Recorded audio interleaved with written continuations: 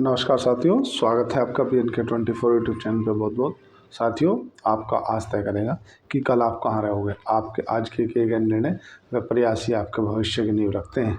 इसलिए सकारात्मक सोच के साथ निरंतर आगे बढ़ते रहें, अपने आप को अपग्रेड करते रहें, पढ़ते रहें। पढ़ना बहुत ज़रूरी है भविष्य के लिए। साथियों, आज चर्चा करने जा रहे हैं जो अमेरिका ने 104 प्रवासी जो अवैध रूप से अमेरिका में डंकी रूट के माध्यम से गए थे, उन लोगों को जो भेजा है, उन लोगों के बारे में थोड़ा सा विस्तार से चर्चा कर लें। डंकी रूट क्या है या किस माध्यम से लगभग 50 से 65 लाख रुपये लगे और बदले में मिला क्या? बदले में मिली बेइज्जती, अपमान और अपराधियों के जैसे आना, हथकड़ियों में कैद होकर के। साथियों, पहले समझ लेते हैं कि लीगल और डंकी रूट है क्या। साथियों, किसी भी देश में आपको जाने के लिए उस देश से एक परमिशन लेनी होती है, जिसको हम वीज़ा बोलते हैं। जैसे अगर पाकिस्तान का कोई व्यक्ति भारत में आना चाहता है तो उसे भारत की जो एम्बेसी है ना, उससे परमिशन लेनी पड़ेगी और वो उसको परमिशन देगी उनकी शर्तों पे कि भाई आप भारत में क्यों आना चाहते हो, आपका उद्देश्य क्या है, आप टूरिस्ट पर्पज़ से आना चाहते हो, आप घूमने आना चाहते हो, या भारत में आके आप मजदूरी करना चाहते हो। तो वो पर्पज़ डिफाइन होता है, उसके बाद ही उसको वीज़ा मिलता है और यहाँ की जो एम्बेसी है वो उसको बोलती है कि आप कितने दिन के लिए आना चाहते हो, उतने दिन के लिए परमिशन देती है। ठीक है, सेम तरीका हर एक देश अपने अपने अपनाते हैं। अब बात कर लेते हैं अमेरिका की। जो अमेरिका ने 104 प्रवासी जो भेजे हैं, जिसमें साथियों 33 लोग जो हैं गुजरात के हैं और 33 लोग हरियाणा के हैं और 30 लोग पंजाब के हैं, 2 लोग तुम्हारा उत्तर प्रदेश के हैं और 3 लोग दिल्ली के हैं। ऐसा इन लोगों को जो वापस भेजा है, इन लोगों ने जो बताया है उसके की फैक्टर पर चर्चा करेंगे। देखो साथियों, अमेरिका क्या है, अपने यहाँ आने के लिए एक H1B वीज़ा प्रोवाइड करता है। जो लोग भारत से या किसी और देश से भी अमेरिका में जाते हैं, उनके लिए अमेरिका का जो विदेश मंत्रालय है, जो अमेरिका की एम्बेसी है, उसमें एक फ़िक्स है कि आपको एक इंटरव्यू देना पड़ेगा। कुछ एजुकेशन के कागज़ होते हैं, वो कुछ अपने अपने क्वेश्चन करते हैं, उसके हिसाब से आपका इंटरव्यू होता है और इंटरव्यू के बाद में वो आपको वीज़ा प्रोवाइड करते हैं कि नहीं, वो सेकेंडरी है। एक तरीका तो ये है कि आप यहाँ से वीज़ा लगाओ। दूसरा तरीका ये है कि जो व्यक्ति अमेरिका में है, चाहे वो किसी कंपनी का ओनर है, चाहे वो वहाँ पे जैसे रिक्वायरमेंट निकलती है या कुछ नंबर निकलते हैं कितने लोगों की आवश्यकता है, तो वो यहाँ पे आवेदन देता है कि मुझे भारत से इन आदमियों को बुलाना है। तो फिर वो यहाँ से अपने डॉक्यूमेंट वगैरह लगाते हैं तो उनको एम्बेसी परमिशन कर देता है। चूँकि साथियों, मेरे से रिलेटेड कुछ लोग अमेरिका में हैं और अमेरिका के बारे में काफ़ी कुछ मेरे को मालूम है कि भाई इस तरह से ये तरीका होता है सही तरीका जाने का। लेकिन अमेरिका का जो क्राइटेरिया है ना, वो साथियों हर एक आदमी से फुलफ़िल नहीं होता। क्योंकि अमेरिका, सबसे पहली बात तो जो अनएजुकेटिव व्यक्ति है, 12th पास कम से कम, उसको ही H1B वीज़ा प्रोवाइड करता है। और उसके इंटरव्यू जो होते हैं इंग्लिश टू इंग्लिश रहते हैं, क्योंकि अमेरिका में अधिकतर जो कॉमन है वो इंग्लिश है बोलना। तो इंग्लिश बोलना आपके पास आनी चाहिए और परफेक्ट आनी चाहिए। अब इससे एक साइड रास्ता अपना लेते हैं लोग बाग, जो कि डंकी रूट कहलाता है। डंकी रूट्स में साथियों कुछ अवैध ग्रोह हैं जो कि सक्रिय हैं। तुम्हारा पंजाब में है, हरियाणा में है, गुजरात में है, दिल्ली में है। ऐसे ग्रोह हैं, वो सक्रिय हैं, जो कि फेसबुक के माध्यम से, यूट्यूब के माध्यम से अलग अलग लोगों को गुमराह करते हैं कि हम आपको अमेरिका में भेज देंगे और 10-20 लाख रुपए लगेंगे। उसके बाद जाके आपको वहाँ पे वीज़ा परमिट मिल जाएगा, कि आपको वर्क परमिट मिल जाएगा, आप वहाँ जाके काम कर सकते हो और वहाँ पे डॉलरों में आपकी तनख्वाह होगी। सारी सी बात है कि वहाँ पे जाके अगर आपकी $2000 भी तनख्वाह रही तो इंडिया के हिसाब से वो 1,70,000 रुपये के आसपास है। तो लोग बाग जानकारी के अभाव में उनको पैसा दे देते हैं और फिर चल पड़ते हैं डंकी रूट। कुछ लोग भारत से इंग्लैंड या दुबई या यूरोप इस माध्यम से जाते हैं। लेकिन जो जर्नली सबसे ज़्यादा आने वाला काम सफ़र में, वो तुम्हारा भारत से इंग्लैंड और इंग्लैंड से स्पेन और स्पेन से तुम्हारा ब्राज़ील और ब्राज़ील से पनामा या पेरू या तुम्हारा कंबोडिया या निकारागुआ, इस तरह से उसके बाद में तुम्हारा पनामा से मैक्सिको। तो अल्टीमेटली ये तरीका है भाई। कुछ लोग ब्राज़ील से पनामा जाते हैं, कुछ लोग ब्राज़ील से कोलंबिया जाते हैं, कुछ लोग ब्राज़ील से निकरागुआ जाते हैं, कुछ लोग पेरू जाते हैं और फिर वो अल्टीमेटली पनामा होते हुए मैक्सिको आते हैं। अब मैक्सिको से और जो अमेरिका की जो दीवार है उसको वे जैसे ही उनकी नज़रों से ओझल हो, वहाँ के जो गार्ड हैं उन गार्ड से ओझल होकर वो दीवार को क्रॉस कर देते हैं। कुछ वहाँ की जो सिक्योरिटी फोर्सेस हैं वो देख के गेट भी खोल देती हैं, बोले ये नहीं तो दीवार पे चढ़ के कूदेंगे। और अमेरिका की ऐसे कानून है कि उसे मतलब अगर वो अमेरिका में आ गया ना तो उसको कुछ दिन के लिए जेल में डाल देते हैं, उसको टॉर्चर करते हैं। कुछ लोग जो गए हैं उन्होंने बताया है। लेकिन साथियों इसमें मैंने ऐसा पाया कि अधिकतर मैं देखा इसमें कहीं ना कहीं शिक्षा का अभाव रहा। शिक्षा का अभाव रहा क्यों बोल रहा हूँ साथियों, ज़्यादातर जो लोग गए हैं या जो लोग यूट्यूब के माध्यम से अपनी अपनी गाथाएँ सुना रहे हैं उनमें या तो कोई 10वीं पास है या तो कोई 8वीं पास है या 12वीं, इस तरह से व्यक्ति हैं। और उन्होंने जो बताया है कि हमने फेसबुक से उनका नंबर निकाला या किसी ऐसे माध्यम से नंबर निकाला और फिर वो उसको जो बोल के लेके जाते हैं वो पूर्ति नहीं करते। जैसे बोलते हैं कि आप 20 लाख रुपए दे दो और अब आपको हम कहीं पैदल नहीं चलना पड़ेगा, कुछ नहीं चलना पड़ेगा, डायरेक्ट आपको मैक्सिको पहुंचा दिया जाएगा। वहाँ से आपको वहाँ का जो मैक्सिको के बड़े माफिया होते हैं, भू माफिया, जो जिनका एक तरह से बड़े बड़े गुंडे बदमाश जिनका एक रुतबा चलता है, उनके आदमी आपको बॉर्डर क्रॉस करा देंगे अमेरिका में। लेकिन साथियों होता कुछ और है और करते कुछ और हैं। ऐसा बताया जो वहाँ पे इससे जो पीड़ित रहे उन लोगों ने कि हमने 30-30, 40-40 लाख रुपए, 3-3 एकड़ या किला, पंजाब हरियाणा में किला बोलते हैं, इतनी ज़मीन बेच दी। उस ज़मीन को बेचने के बाद हम 50 लाख 60 लाख रुपए जो एजेंट है उसको दिए और उसके बाद भी हमें उनको 20-20, 25-25, 50-50 किलोमीटर पैदल चलना पड़ा। एक्चुअल में होता क्या साथियों, जैसे सपोज करो ये इंग्लैंड या दुबई या यूरोप के किसी देश में आप यहाँ से गए, तो पहली बात तो ये है कि जब आप यहाँ से जाते हो किसी दूसरे देश में तो ये अपनी देश की पहचान मिटा देते हैं।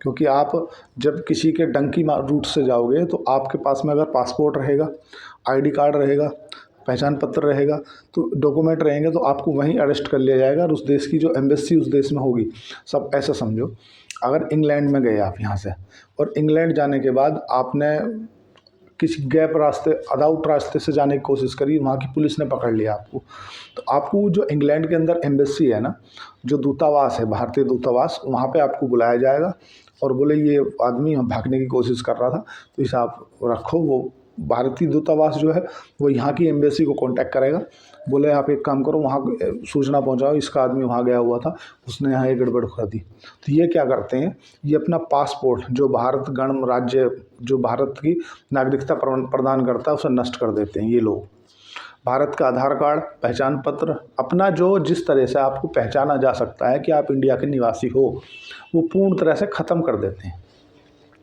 अब आपके पास में लीगल डॉक्यूमेंट कुछ रहा नहीं है कि आप भारत के निवासी हो, और मोबाइल भी ये छीन लेते रास्ते में।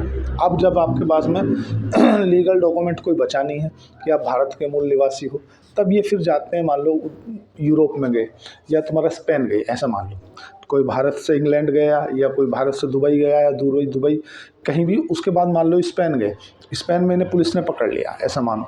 वहाँ पे एक सिस्टम चलता है साथियों, कंट्री आउट। ये आपको पुलिस वहाँ की पकड़ती है और पकड़ने के बाद आपको 1 दिन 2 दिन 4 दिन आपको रखती है। उसके बाद आपको एक अल्टीमेटम दे दिया जाता है कि आप 2 दिन के अंदर या 3 दिन के अंदर देश को आउट कर दो, मतलब कंट्री आउट हो जाओ। अगर आप फिर से इस कंट्री में पाए गए तो आपसे फिर इससे भी बड़ी कोई कार्रवाई होगी, तो ये आप यहाँ से आउट हो जाओ, मतलब कंट्री आउट का एक प्रावधान है। तो वहाँ पे लोग बोल देते हैं कंट्री आउट, तो फिर ये 3-4 दिन में किसी दूसरे देश की सीमा में प्रवेश कर जाते हैं। जब ये किसी दूसरे देश की सीमा में प्रवेश कर जाते हैं तो फिर उस देश की रिस्पॉन्सिबिलिटी रहती नहीं, जिस देश में ये है उस देश की रिस्पॉन्सिबिलिटी रह जाती है। सपोज करो ये स्पेन से जाके ब्राज़ील में पहुँच गए या ब्राज़ील की पुलिस ने पकड़ लिया, तो ब्राज़ील की पुलिस भी ने 1 आध दिन रखेगी, उसके बाद बोल देगी कंट्री आउट, कि आप हमारी कंट्री को, हमारे देश को छोड़ दो। तो इस तरह से ये बढ़ते रहते हैं, ये एक डंकी का रूट है।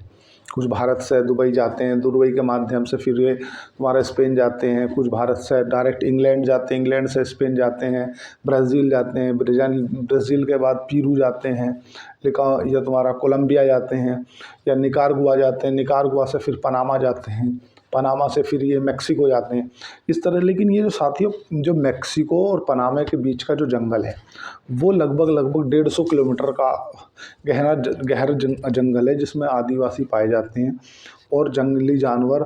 मतलब वहाँ पे कोई सरकार भी नहीं है जिससे आप मदद मांग सकते हो। और इन लोगों के जाते समय साथियों ऐसा देखा गया है कि बहुत से लोग तो वहाँ तक पहुँच ही नहीं पाते। जो अभी एक खेप पहुँचाई है अवैध प्रवासियों की, इसमें कुछ महिलाएं कुछ पुरुष भी शामिल हैं, ये मैं आगे बात करूँगा। कुछ लोग तो साथियों डंकी रूट से वहाँ तक पहुँच भी नहीं पाते। कुछ लोग ऊंचे ऊंचे पहाड़ों पे चढ़ते चढ़ते नीचे गिर के मर जाते हैं। कुछ लोग नदी में क्रॉस करते समय नदी का बहाव ज़्यादा होने के कारण बह जाते हैं। कुछ लोग भूखे प्यासे कई कई दिन पैदल चल के मर जाते हैं। मतलब बहुत ही संघर्षपूर्ण जीवन रहता है। लेकिन एक बात देखा जाए, अगर अमेरिका के ऊपर सवाल उठाने से पहले अगर इसको कंक्लूजन किया जाए साथियों, तो अमेरिका ने जो भी किया अच्छा किया। क्यों किया?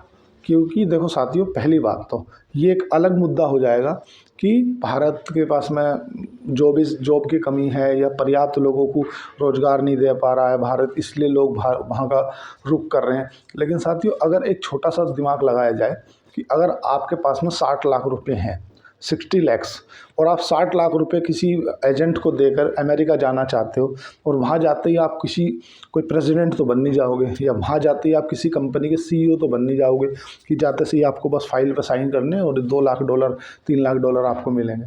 साथियों, वहाँ जाकर भी आपको झाड़ू पोछा गोबर ये सब, अगर वर्क परमिट भी मिल जाता है तो आपको ये सब नौकरियाँ करनी है।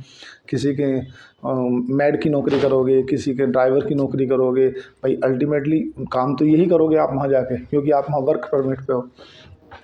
लेकिन साथियों, ये अगर 60 लाख रुपये बैंक में डाल दें, है ना, और बैंक में अगर इनको 7% का भी रेट ऑफ इंटरेस्ट मिला, सपोज करो 7% का, तो 6 सत्ते 42। मैं 7% नॉर्मल इंटरेस्ट बोल रहा हूँ, 7% का rate of interest bank provide करता है। ऐसा समझो, अगर 60 लाख रुपए इन्होंने बैंक में डाले और बैंक ने इन्हें 7% का रेट ऑफ इंटरेस्ट दिया, तो 6 सत्ते 42, लगभग 4,20,000 रुपये इन्हें बैंक देगा। उस बैंक से अगर ये बोल दें कि हमें साल के हिसाब से नहीं चाहिए, ये पैसा हमें डिवाइड करके दे दो आप महीने के हिसाब से, तो साथियों आपको जानकर आश्चर्य होगा कि लगभग 35 से 36,000 या 38,000 रुपये महीना इन्हें बिना कुछ करे अपने घर में बैठे बैठे बैंक के FD के द्वारा ब्याज आएगा। पर इन लोगों को जो बड़े बड़े सपने देख लेते हैं, जैसा कि मैं बोल रहा था कि शिक्षा का अभाव है, भाई शिक्षा इतनी कम है, 8वीं है, किसी ने पूरी एजुकेशन नहीं करी, 10वीं नहीं कि 12वीं। एक्चुअल में 10वीं 12वीं तो समझ लो कि वो नॉर्मल एजुकेशन है। रियल पढ़ाई तो आपकी BSc MCom या BCom के बाद चालू होती है, ठीक है। अब उसके बाद आप जब पढ़ोगे तब आप उसके जो वहाँ के दूतावास हैं, जो एम्बेसी हैं, उनके क्या रूल एंड रेगुलेशन है, या किसी देश में प्रवेश करने के क्या रूल एंड रेगुलेशन है, उन्हें जान पाओगे। लेकिन शिक्षा के अभाव के कारण इन लोगों ने बड़े बड़े सपने देख लिए कि डॉलरों में कमाई होगी, 1 करोड़ 2 करोड़ रुपया कमा लेंगे, और चल दिए। हुआ क्या? और ऐसा अमेरिका ने पहली बार नहीं किया साथियों। अमेरिका एक आंकड़ा बताते हैं, ये आंकड़ा बाकायदा विदेश मंत्रालय के जो जयशंकर जी हैं, उन्होंने अपनी उस पर शेयर किया है, आप वहाँ जाके भी चेक कर सकते हो। 2019 में हर साल अमेरिका जो अवैध प्रवासी जाते हैं, उनमें से कुछ लोगों को हर साल अमेरिका वापस भेजता है। ये अमेरिका ने कोई अलग नहीं किया। और अगर आपको इस बात का दुख है कि अमेरिका ने हमारे जो प्रवासी गए अवैध रूप से उन्हें वापस भेज दिया, ठीक है, या इस बात का दुख है, तो आपके पास में जो भारत के दूसरे देशों से रोहिंग्या मुसलमान आते हैं, तो क्या आपके इसका मतलब वो भी लीगल है? भाई ये तो जो मोदी जी ने उनको एक्सेप्ट किया कि नहीं, अगर हमारे देश के हैं तो आप इन्हें वापस भेज दो, ये ठीक है, कोई दिक्कत नहीं है। तो ये कोई गलत डिसीजन नहीं है, क्योंकि अगर आप उन्हें ये बोल देते नहीं वे तो लीगल है, तो फिर आपके यहाँ जो रोहिंग्या मुसलमान आ रहे हैं, असम में आ रहे हैं, बांग्लादेश में, पश्चिम बंगाल में आ रहे हैं, वो भी तो फिर लीगल है, वो कहाँ से अनलीगल हो गए? भाई वो भी तो किसी दूसरे देश से ही आ रहे हैं ना, और वो भी अवैध रूप से आ रहे हैं। और दूसरा क्या है कि वो अमेरिका हर साल भेजता है साथियों। ऐसा नहीं है कि अमेरिका ने आज पहली बार भेजा है कि इसलिए इतना हल्ला गुल्ला मचा दिया। इतना है कि आप अपना विमान भेज सकते थे पर नहीं भेजा, उनने अपना एयरफोर्स का विमान भेज दिया। कुछ लोग इसे प्रतिष्ठा से भी जोड़ रहे हैं कि अमेरिका का एयरफोर्स C-70 आया और हमारे एयरबेस में उतरा, कि अल्टीमेटली क्या है, अगर किसी हवाई अड्डे पे उतारते तो वहाँ की जो सेवाएं हैं ना वो प्रभावित होती, तो उसे एयरबेस पे उतारा, उसमें कौन सी बड़ी बात है। दूसरी बात क्या है, आपके पास 60-65 लाख रुपये जब अमेरिका जा डंकी रूट के माध्यम से जाने के लिए दलाल के पास देने के लिए, आप तो 60-65 लाख का कोई व्यापार कर लो भाई। 2 भैंसें आती हैं 50-50 हज़ार की, 1 लाख की, 59 लाख रुपए बैंक में डाल लो, 2 भैंसों का दूध बेचो, खुद भी खाओ, दही से रोटी खाओ, क्या ज़रूरत है भाई डॉलरों में इतना। पहले शिक्षा का अभाव है ना, पढ़ो भाई, ये जानो कि मैं उनको एग्ज़ाम क्लियर करवाऊँगा। लेकिन अब जो लोग आए हैं उनकी बात एक और बताऊँगा, आगे आगे चलता हूँ मैं थोड़ा सा। ये ऐसा पहली बार नहीं आया साथियों। 2019 में 1616 लोगों को अमेरिका ने वापस भेजा। 2020 में 2312 लोगों को अमेरिका ने रिटर्न किया। 2021 में 292 लोगों को अमेरिका ने वापस भेजा जो अवैध रूप से आए हुए थे। 2022 की अगर बात करें तो 276 लोगों को अमेरिका ने वापस भेजा। 2023 की अगर बात करें साथियों कि 2023 में कितने लोगों को अमेरिका ने रिटर्न भेजा, तो 370 लोग ऐसे थे जो अमेरिका ने प्रवासी अवैध रूप से गए, उनको वापस भेजा। 2024 में 1529 लोगों को अमेरिका ने वापस किया है जो अवैध रूप से डंकी के माध्यम से अमेरिका में एंटर कर गए थे। ये आंकड़ा आप वेबसाइट पर जा कर के देख सकते हो और ये बिल्कुल लीगल है। और 2025 में अभी 104 लोगों की एक खेप पहुंचाई है। जब किसी भी देश में जाने के लिए एक लीगल तरीका है तो साथियों उस लीगल तरीके के जरिए जाओ ना भाई। आज अगर पाकिस्तान का आदमी भारत में आ जाता है तो आप उस पर ऑब्जेक्शन करते हो, तो किसी दूसरे देश की पॉलिसी पे उसकी क्या पॉलिसी है उसको भी देखो। और लेकिन साथियों अब एक चीज़ जानने योग्य है, क्या चीज़, आपको इस चीज़ को जानकर आश्चर्य होगा कि ये जो लोग आए हैं ना अमेरिका से अब आ चुके हैं, अब ये कभी भी लीगल डॉक्यूमेंट पे भी अमेरिका नहीं जा पाएंगे। अब ये टूरिस्ट वीज़ा पे भी अमेरिका नहीं जा पाएंगे। और अकेली अमेरिका ही नहीं साथियों, America, Canada, Australia, Britain, New Zealand, इस तरह के जो देश हैं लगभग 20 देश, क्योंकि जो साथियों अमेरिका की पॉलिसी है वो 20 देश अमेरिका की जो वीज़ा पॉलिसी है जो वहाँ की उसी को अपनाते हैं। जो अमेरिका नहीं जा पाएगा वो इन 20 देशों में भी नहीं जा पाएगा, पहली बात। दूसरी, इसीलिए मैं बोलता हूँ कि यार अब देखो ये गए वहाँ उनके डिटेंशन सेंटर में पड़े रहे और उन्होंने इनको टॉर्चर भी किया भाई। ना तो उन्होंने जीने दिया ना इन्हें मरने दिया। जैसे ही सोते थे तो पानी छिड़क दे, खड़े कर देते थे, उठो गिनती होगी। और भूखे भी नहीं मरने दिया। एक सेव दे देते थे, एक बिस्किट का पैकेट दे देते थे, एक चिप्स दे देते थे, खा लो फिर पानी पी लो। मरे भी नहीं और जिंदा भी नहीं। जैसे ही सोएं 2 घंटे सोएं, तीसरे घंटे उठा दे, चलो गिनती होगी, फिर से सफाई होगी जहाँ पर तुम सो रहे हो। फिर वहाँ पे जाकर जैसे तैसे नींद आए, फिर एकदम 4 बजे घंटी बज गई, चलो परेड होगी। तो इस तरह से इनको टॉर्चर भी किया जाता, ऐसा नहीं है। अब कुछ गलत इसमें कुछ लोगों के साथ हुआ साथियों। वे कौन लोग हैं जो सपोज करो किसी कनाडा के वीज़ा पे गए हुए थे और कनाडा के वीज़ा पे जाने के बाद जो एक तजवाना बॉर्डर पड़ता है जहाँ से मैक्सिको का बॉर्डर लगता है, अमेरिका का मैक्सिको का तजवाना जो बॉर्डर है उसी को ज़्यादातर लोग डंकी के रूट से क्रॉसिंग करने को मानते हैं। कुछ बच्चे ऐसे भी इसमें हैं, 1-2 बच्चे पाए गए हैं जो जिनके पास में कनाडा का वीज़ा परमिट था, मतलब पढ़ाई करने के लिए एजुकेशन परमिट था और वहाँ गए हुए थे पढ़ाई करने 4 साल के लिए, लेकिन वो घूमने के हिसाब से गए थे तजवाना में, लेकिन उनको भी अरेस्ट कर लिया गया। ऐसा 1-2 बच्ची पंजाब की थी, उसने अपने इंटरव्यू में बताया। लेकिन माता पिता को ये चीज़ देखनी चाहिए कि एक बच्चे के प्यार में आके, क्योंकि जो बच्चा आपसे बोल रहा पापा मैं अमेरिका जाऊंगा, तो आप बच्चे की क्षमता देख लो कि वो उस अमेरिका जाने लायक है क्या नहीं, अमेरिका जाने का जो दायरा है उसको फुलफ़िल करता है क्या नहीं।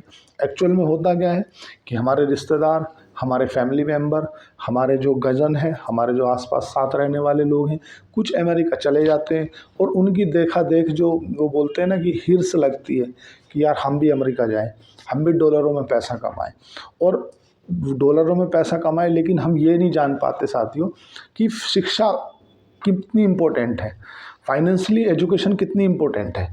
हम ये नहीं जान पाते कि किसी भी एम्बेसी का क्या नियम है, क्या दायरा है, कि आप किसी देश में जाने के लिए कौन से सरल रास्ते हैं जिन्हें आप अपना सकते हो। बस हमें अमेरिका जाना है, और कैसे जाना है, फेसबुक पर देख रहे थे टिकटॉक और वहाँ पे आ गया अमेरिका जाएं 10 लाख रुपए में। उसने नंबर पर फ़ोन किया, हाँ जी अमेरिका जाना है। ऐसा कहीं जाते होंगे, हाँ जी लाओ 20 लाख भिजा देते हैं। अभी पता चले आपने भेज दिया, स्पेन में पड़े हैं 6 दिन, रोटी खा रहे हैं दाल चावल, परेशान कीचड़ में भंडे पड़े हैं, 3 दिन 4 दिन जंगलों में चल रहे हैं, और 8 दिन महीना अपने माँ बाप से बात नहीं हो रही।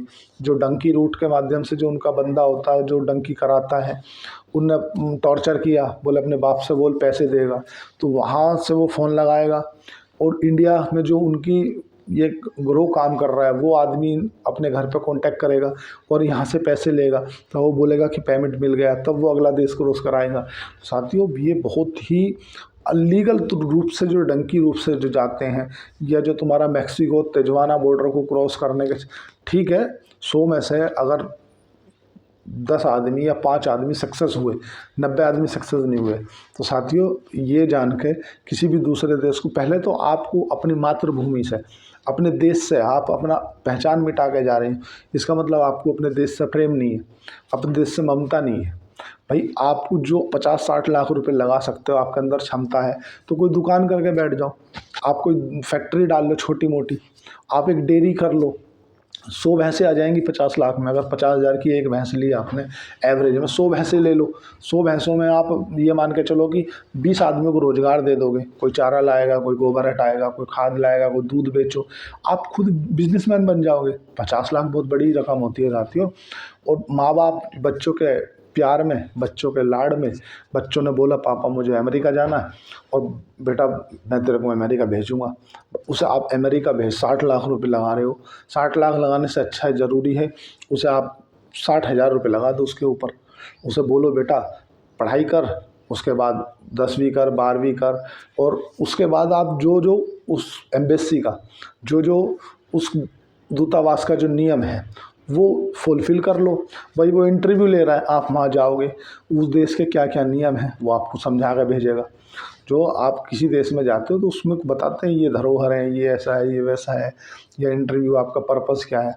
अब कुछ लोग इसमें जो गए हैं टूरिस्ट वीज़ा पे, पहली बात ये है कि जो लोग गए हैं इसमें अवैध रूप से डंकी के माध्यम से, वो लोग तो साथियों अब कभी भी ये मान लो कि अमेरिका में लीगल डॉक्यूमेंट पे नहीं जा पाएंगे। अब क्यों नहीं जा पाएंगे? क्योंकि अमेरिका ने उनके बाकायदा बायोमेट्रिक ले लिया है। जैसे ही ये वहाँ पे जाके फिंगरप्रिंट होंगे, और आजकल तो साथियों तुम अपनी पूरी पहचान मिटा दो। आपका जो आधार कार्ड है ना, ये समझ लो आपकी हर चीज़ की पहचान है। आप पूरे कागज़ फाड़ के फेंक दो, फेंक दिया ना, आपको अगर सपोज करो पुलिस ने पकड़ लिया, कुछ भी आपका अंगूठा लगाएगी, बता देगा आपका बाप का नाम ये है, आपका नाम ये है, आप इस गाँव के रहने वाले हो, आपकी तहसील ये पड़ती है, आपका ज़िला ये पड़ता है, ठीक है। आधार कार्ड नंबर जो है ना साथियों, वो परमानेंट नंबर है, वो बदला नहीं जा सकता। ऐसा नहीं है कि आपने आधार कार्ड दूसरा बदला, और आधार कार्ड फिंगरप्रिंट से लिंक है। कभी भी जहाँ भी ये गए होंगे, इन्होंने सोचा होगा हमें पता तो चलेगा नहीं हम कहाँ के, हमने जो वो तो फेंक ही दिया है कि जो अपना भारत का तुम्हारा पासपोर्ट होता है। तो जैसे ही इनके यहाँ बायोमेट्रिक लिए गए, बायोमेट्रिक लेते ही बता दी कि इंडिया के प्रवासी हैं भाई। और अमेरिका में जैसे उन्होंने पूछा कि भाई ऐसे ऐसे आपके इतने अवैध रूप से प्रवासी हैं, तो भारत की एम्बेसी से भी भाई पीएम ने, या जिन्होंने, हालांकि 12 तारीख को भी मोदी जी जा रहे हैं, वो एक अलग विषय है, लेकिन गलत तो गलत है ना। गलत अगर आप उनको गलत नहीं मानोगे, अगर आप ये एक बार बोल देते, एक बार के लिए, कि नहीं नहीं सर ये तो जो अवैध रूप से गए हुए हैं ये सब सही है, तो जो अब रोहिंग्या मुसलमान आ रहे हैं इसका मतलब वो भी सही है, जो पाकिस्तान से अवैध रूप से घुसपैठ आ जा रही है वो भी सही है। सही अगर किसी और के लिए कोई चीज़ सही है तो वो सबके लिए सही होनी चाहिए ना, सेम प्रोसीजर लागू होता है। अब कुछ लोगों का क्वेश्चन है, वो कुछ लोग परेशान है इसलिए कि जो लीगल रूप से जो टूरिस्ट वीज़ा पे गए थे और वो वहीं जाके बस गए, तो क्या उन लोगों पे भारत में कोई केस चलेगा? देखो साथियों, पहला क्या है कि अगर कोई टूरिस्ट वीज़ा पे अमेरिका गया और वो वहीं जाकर सेट हो गया है ना, ये आँखों से बच के, चोरी से बच के वहीं जाकर सेट हो गया, और उसको उनकी काउंटिंग में, उनकी गिनती में वो आ गया, और उसे पुलिस ने पकड़ के भारत को सौंप दिया, तो पहली बात तो ये है कि उसने भारत में तो कोई अपराध किया नहीं है, तो भारत में तो उस पर कोई केस नहीं चलेगा। क्यों नहीं चलेगा? क्योंकि उसने जो अपराध किया है वो दूसरे देश की भूमि पे किया है।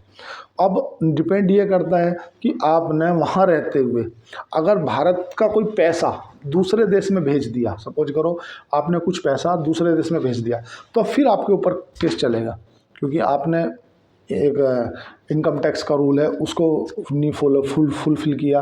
2-3 क्राइटेरिया हैं, लेकिन इतना ज़रूर है कि टूरिस्ट वीज़ा वाले तो भी कुछ सही हैं, 100% तो वो भी गलत हैं कि भाई आप टूरिस्ट वीज़ा पर 3 महीने के लिए गए हैं। कुछ लोग ऐसा करते हैं कि सपोज करो टूरिस्ट वीज़ा लिया उन्होंने 3 महीने का, है ना, 1 महीने का मिलता है जनरली, 3 महीने का। अमेरिका गए, वो अमेरिका से फिर 1 दिन के लिए मैक्सिको आ गए या किसी दूसरे देश चले गए 1 दिन के लिए, फिर से अमेरिका चले गए, 2 महीने का फिर वीज़ा ले लिया, फिर किसी दूसरे देश में चले गए, 2 दिन वहाँ काट लिए, फिर अमेरिका चले गए, फिर टूरिस्ट वीज़ा ले लिया। साथियों बहुत से लोग ऐसा भी करते हैं जो कि टूरिस्ट वीज़ा पे 6-6 साल 7-7 साल काट दिए लोगों ने, लेकिन वो तो भी इन लोगों से तो सही है। भाई ये लोग तो 100% गलत हैं। भाई किसी के घर में आप अनलीगल रूप से प्रवेश कर रहे हो, भाई लीगल रास्ता बना हुआ है ना। मान लो आपको मेरे घर आना है, आप मेरे से पूछ लो भाई मैं आपके घर आना चाहता हूँ। अब आप मेरी दीवार फांद के आओगे तो मेरे को क्या लगेगा? भाई मेरे को तो यही लगे ना कि आप मेरे को नुकसान पहुँचाना चाहते हो कहीं ना कहीं। तो ये सब चीज़ें होती हैं, लेकिन ये सब चीज़ माननी पड़ेगी माता पिता को। जो लोगों के साथ ऐसा हुआ, मेरी उनके साथ में सहानुभूति पूरी है। ऐसा नहीं है कि भाई वो लोगों के साथ ऐसा हुआ तो मैं बिल्कुल दुखी नहीं हूँ, दुखी हूँ मैं। उन लोगों के साथ मेरी पूरी सहानुभूति है। और साथ में भारत सरकार से भी मैं निवेदन करना चाहूँगा कि भाई ऐसे रोज़गार के अवसर प्राप्त हों जिससे लोगों को, जो बच्चे हैं ये लोग अमेरिका या दूसरे देशों की राह ना पकड़े। बहुत लोग हैं जो किसी न किसी कारणवश देश छोड़ के जा रहे हैं। कोई दुबई सेट हो जा रहा है, कोई सिंगापुर सेट हो जा रहा है, कोई तुम्हारा अमेरिका सेट हो जा रहा है, कोई कनाडा सेट हो जा रहा है, कोई ऑस्ट्रेलिया सेट हो जा रहा है, कोई न्यूजीलैंड सेट हो जा रहा है। मतलब देश को कुछ टैक्सेस वगैरह के कारण भारत में 30% का जो 25% का स्लैब है, कुछ अपने अपने सबके अलग अलग क्राइटेरिया हैं। लेकिन मैं भारत सरकार से बोलना चाहूँगा कि जो MSME है, जो कोई नए उद्योग लगाना चाहते हैं, उन पे थोड़ा और बढ़ावा दें, बच्चों को और उनकी स्किल पर काम करें। जो बच्चे अपने आप को कुछ करना चाहते हैं उनको सब्सिडी प्रदान करें। और सरकार जहाँ तक प्रयास है सरकार बेचारी करती भी है, ऐसा नहीं है कि सरकार नहीं करती, पर फिर भी कहीं ना कहीं जो तरीका है वो लीगली अपनाना चाहिए किसी भी देश में जाने के लिए। साथियों अमेरिका H1B वीज़ा प्रोवाइड करता है, लेकिन आपको उसके जो इंटरव्यू वगैरह हैं वो निकालने पड़ते हैं, तो उसके लिए आपको तैयार रहना पड़ता है, पढ़ना पड़ता है और उनकी जो क्राइटेरिया है वो लगाना पड़ता है, तब जाके आपको कुछ हो पाता है। साथियों जो हुआ उनके साथ बुरा हुआ, लेकिन इतने रुपए लगा के वो फिर भी कुछ हासिल नहीं हुआ। फिर भी एक गिरफ्तार होकर यहाँ पर आए तो एक बेइज्जती सी करी है आपने। 50-60 लाख रुपए लगा लिए, अपने माता पिता की सारी ज़मीन बिकवा दी, उसके बाद में भी मिला क्या? बेइज्जती। आए कैसे? हथकड़ी लगवा के। तो क्या ज़रूरत है भाई? अपने घर में कुछ काम करो, अपने देश को आगे बढ़ाओ, अपने देश के प्रति ऑनर्स रहो, ज़्यादा ज़रूरत से ज़्यादा दिमाग लगाओ मत ही, पढ़ाई करो। पढ़ना बहुत ज़रूरी है। चैनल को लाइक करें, सब्सक्राइब करें, कमेंट करें। धन्यवाद।